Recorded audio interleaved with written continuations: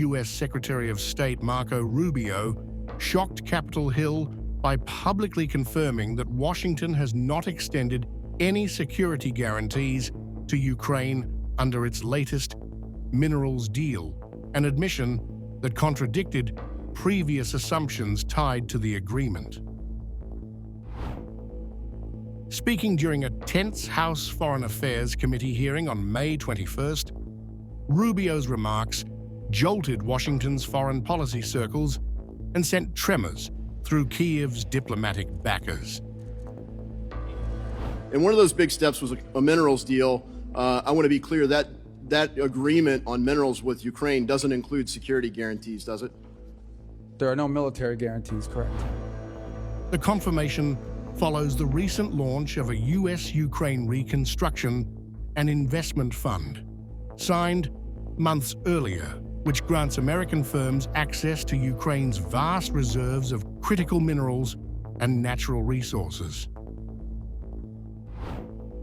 Though initially interpreted as a gesture of long-term U.S. support, Rubio's blunt statement stripped away any illusion of implicit protection, exposing the deal as purely commercial and devoid of military assurances.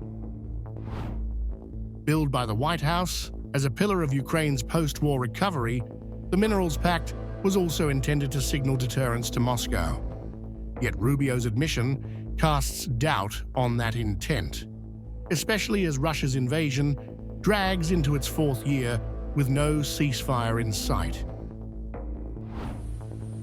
Rubio's testimony stirred further unease when he dodged calls to explicitly label Russian President Vladimir Putin a war criminal during an exchange with Democratic Representative Bill Keating. Is he a war criminal? Well, that's this man we're negotiating with, Vladimir Putin. Is he a war criminal? That's not tough. What? I'm trying to answer your question by telling you that we're trying to end the war here. Go ahead. No, I'm answering your question, and the answer is that war crimes have been committed, no doubt. And who's responsible for that? There will be time and place for that accountability. But right now, the job is to end. Reclaiming my time, sir. Let me go on. The hearing came on the heels of President Donald Trump's phone call with Vladimir Putin on May 19th, a conversation that reportedly left the president with a positive impression of his Russian counterpart.